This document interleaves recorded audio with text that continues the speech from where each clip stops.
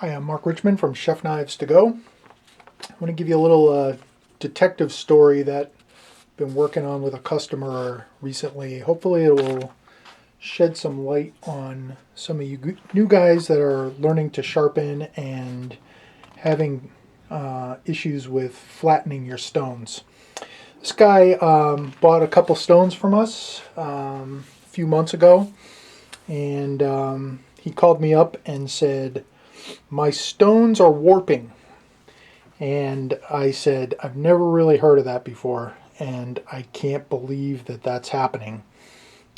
He said two of the four stones that he's using have this happening. They're the high grit stones. So I asked him a few questions first, and then I asked him to send me the stones, and the stones that he sent me are these two right here. We'll get into those in a second. But the first thing I started doing is asking him what he's doing and what he's sharpening and how he's doing it. And he gave me a couple clues that I didn't figure out until I got these, unfortunately. But I think I have an explanation for what's going on.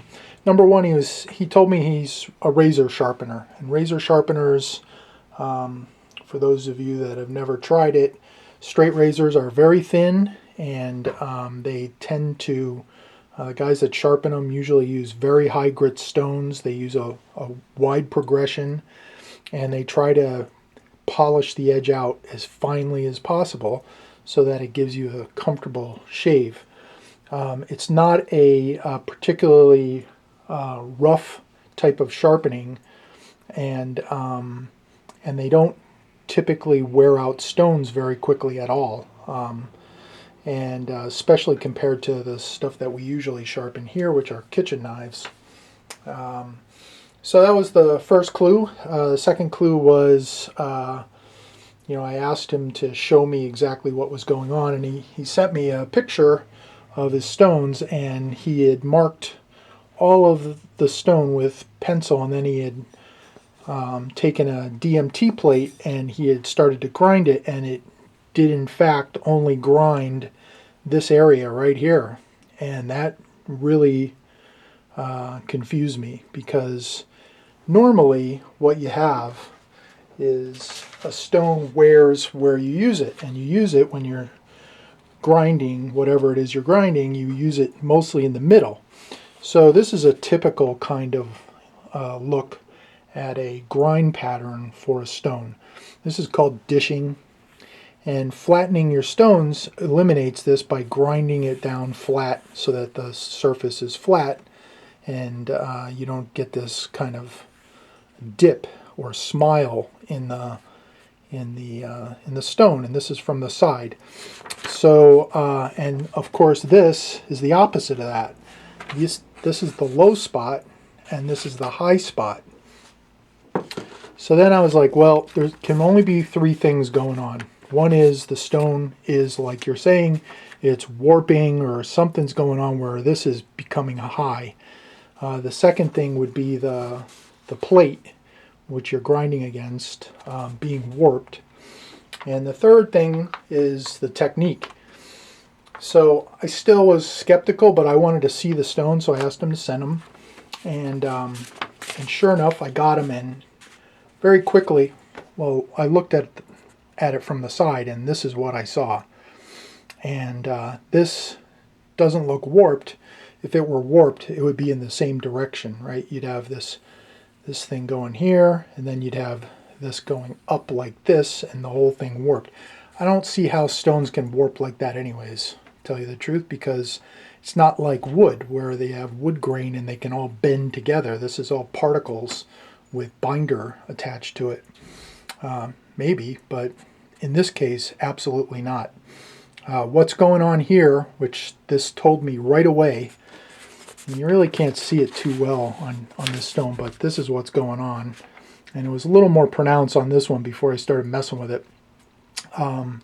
What's going on here is that the customer is not really grinding very much away when he's using it with his razor, and then when he goes to flatten it, he's putting too much pressure either by going off the stone or rubbing extra hard on the ends. And he's created this bump in the middle of the stone, and then it exacerbates itself. So if I were to try to take this stone, and now that it has a hump in the middle, and I try to grind it away, what happens is, I start doing it, and I'm like, ah, shit, the pencil marks aren't coming off. So I press harder to try to get the pencil marks off, and then I keep going back and forth and just keep pushing, and you push harder and harder, and eventually you get it to come off, but you're really not flattening the stone. You're just kind of copying the hump that you already had put into it. And one of the culprits, I think, is the plate. The plate is the DMT plate. This is actually an Atoma plate, but the DMT is the same size as this. You can see they're the same size as the stone. And what you do is, as you're pressing, you're going to come off the stone. And when you come off the stone, if you're using equal pressure, the further off you go, the more pressure you're putting on the ends. So you got to be careful about that when you're flattening, because anytime you're moving it at all, you're starting to move away from the stone, and the kind of the tendency is to grind away a little bit more of the ends.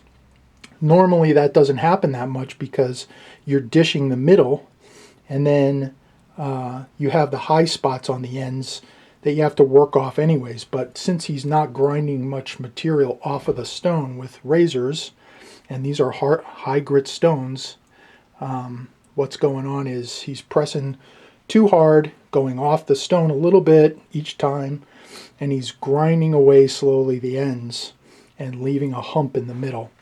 So the last thing he was telling me was it was 25 minutes to flatten a stone, which is crazy. He's using a low grit, fairly low grit stone, but not low enough to flatten. And so my recommendation for this is, I said, look, it should take you a minute, maybe two, to flatten your stone. And really, this is the solution. You should get a diaflat plate that's big. You can see you can move around on this stone and flatten the whole time while the stone is completely covered by the plate. Then you never have extra pressure on the ends. So I'm going to just give you a little demo. This might be boring because it'll take a couple minutes. This is still, there's a big hump in the middle here, but it ain't going to take 25 minutes, I'll tell you that right now. So here we go.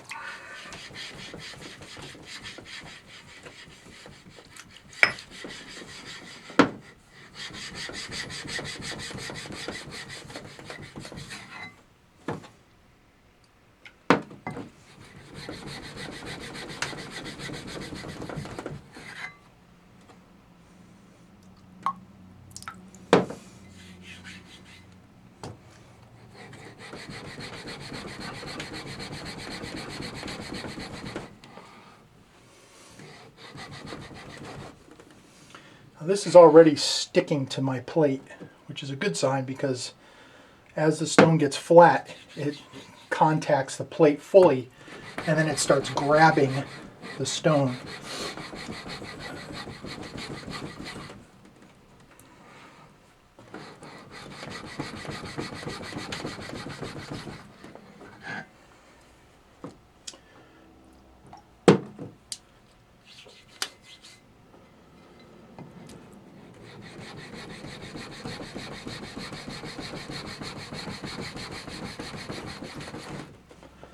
And one thing I'm trying to resist is the idea of, hey, let's get rid of the scratches, the pencil marks, because that would do the same thing as what my customer was doing, which was pushing on the ends and making that bump continuous. You can see that thing's sticking to the plate right now.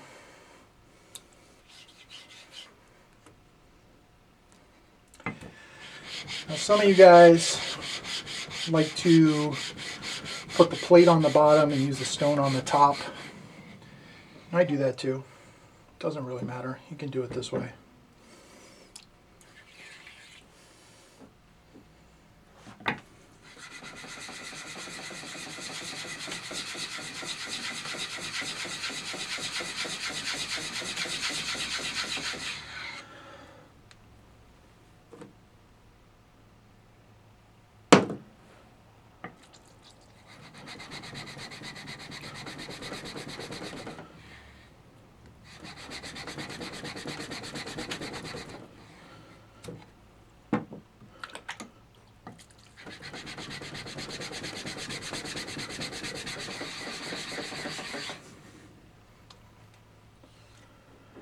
Okay, you can see we've gotten almost the entire stone flat, except for this area right here. I'm going to do a little more.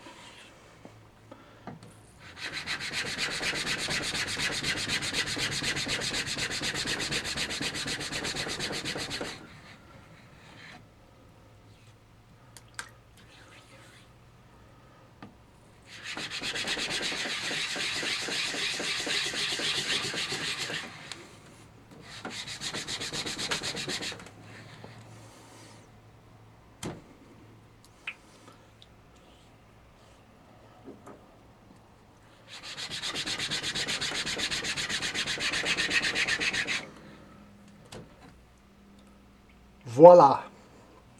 That is a flat stone. So I'm going to come back and do another video after we sharpen some knives. We did the treatment on this one already. And I'm going to come back and flatten this one more time. So thanks a lot. I'll talk to you later.